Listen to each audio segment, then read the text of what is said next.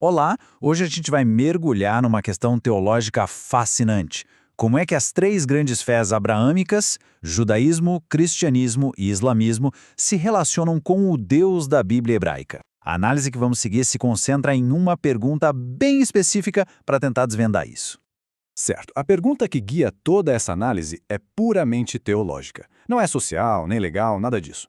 A questão é, qual dessas religiões se mantém mais fiel à ideia de Deus como ela foi apresentada lá atrás na Bíblia hebraica, que também é conhecida como Tanar?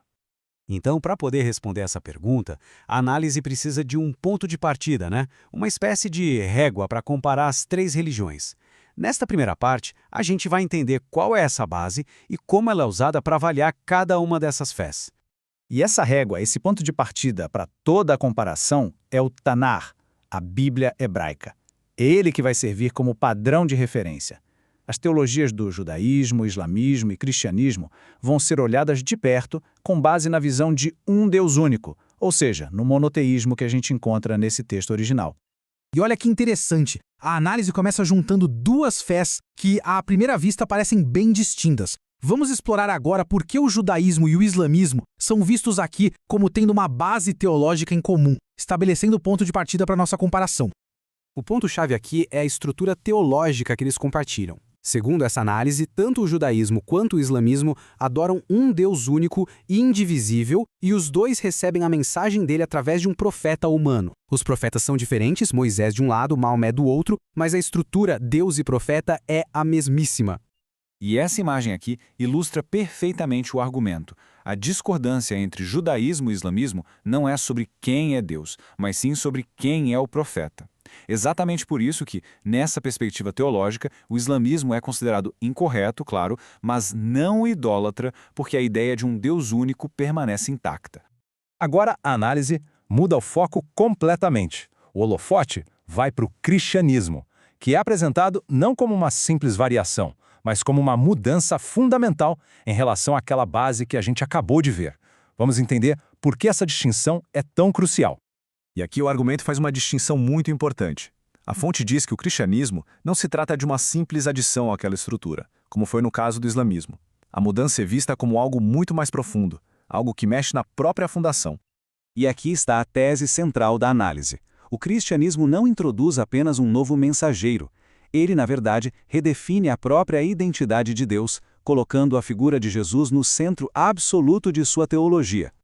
Mas como exatamente Jesus se torna esse centro? Bom, a análise aponta 4 mudanças de doutrina que são fundamentais. Primeira, Jesus não é um profeta, ele é Deus. Segunda, a salvação agora vem através de Jesus. Terceira, a adoração é direcionada a ele. E quarta, a graça por meio de Jesus substitui a lei da Torá como o caminho até Deus. Então, o ponto crucial do argumento é que essa mudança de foco resulta numa substituição. A identidade do Deus do Tanar, que proíbe a divinização de qualquer ser humano, é trocada por uma teologia centrada em uma figura humana que se torna divina.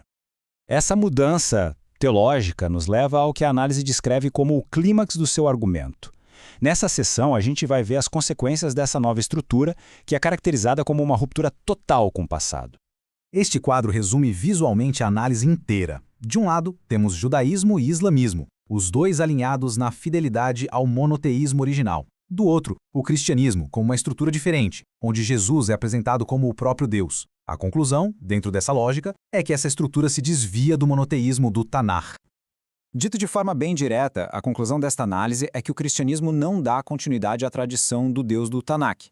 Em vez disso, ele introduz uma figura divina com uma identidade e um papel totalmente novos. Para reforçar esse argumento, a análise cita Maimônides, um dos maiores teólogos judeus da história. E a citação é direta. Não é permitido adorar um ser humano, nem atribuir divindade a algo criado. Isso posiciona a divinização de Jesus como uma violação direta desse princípio fundamental do Tanar. Bom, chegamos à conclusão.